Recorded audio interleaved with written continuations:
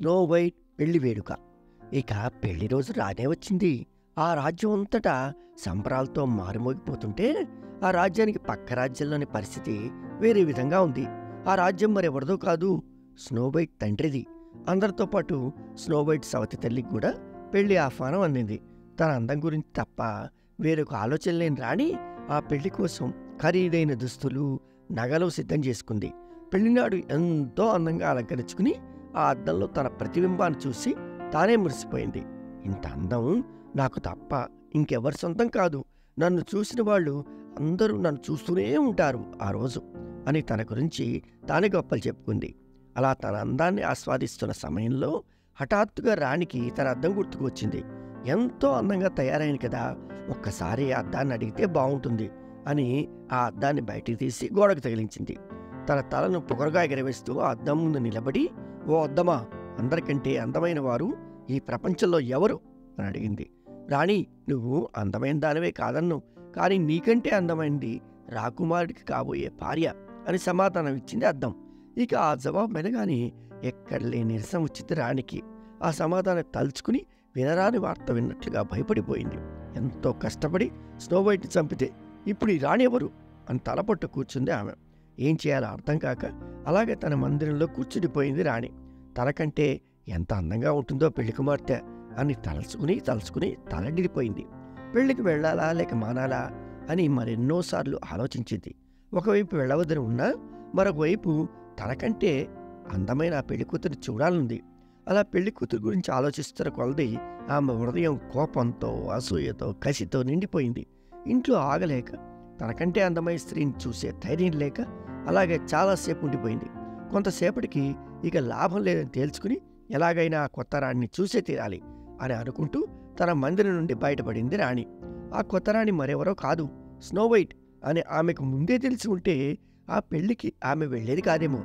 తన మొహం మీద అబద్ధపు నవ్వు తెచ్చిపెట్టుకుని పెళ్లి జరిగే గదిలోకి ప్రవేశించింది రాణి. ఆ కాబోయే దంపతుల వద్దకు దగ్గరగా వెళ్లి కొత్త రాణిని పరిశీలిద్దామని అటుగా అడుగులు వేసింది. అంతే, ఆమె కళ్ళు పెళ్లి కూతురు మీద పడగానే ఒక్కసారి భయంతో వణికిపోయాయి. Snow white చనిపోలేదా? ఆ రోజు ఆమెను నేను చంపలేదా అని తనను తాను ప్రశ్నించుకుంటుంటే అక్కడ మాట రాక నిలబడిపోయింది. ఆమె రాక కోసం ఎదురు చూస్తున్న రాకుమారుడు ఆమె స్నో వైట్ని పెట్టిన కష్టాలకు తగిన గుణపాఠం చెప్పాలని నిర్ణయించుకున్నాడు. తన సైనికులకు ఇనుపు చెప్పులను బాగా నిప్పులలో కాల్చి సిద్ధంగా ఉంచమని ముందే ఆదేశించాడు. రాణిని చూడగానే సైనికులకు ఆ చెప్పులను తీసుకురమ్మని ఆజ్ఞాపించాడు. మాట రాక నిల్చున్న రాణి వైపు తిరిగి, నువ్వు చేసిన చెడ్డ పనులకు, కుట్రలకు, స్నో వైట్ నీ వల్ల అనుభవించిన కష్టాలకు నువ్వు శిక్షణ అనుభవించే రోజు వచ్చింది. ఈ చెప్పులు వేసుకుని నృత్యం చేయమని నిన్ను నేను ఆజ్ఞాపిస్తున్నాను.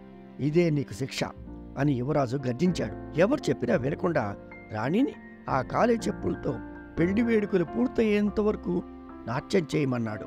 యువరాజు ఆజ్ఞను విన్న రాణి అతని పాదాలపై పడి తనను క్షమించమని వేడుకుంది. కానీ స్నో వైట్ పడిన కష్టాలను గుర్తుకొచ్చి కోపంతో ఊగిపోయాడు రాకుమారుడు. అతను ఆమె చెప్పిన ఒక్క మాట కూడా వినలేదు.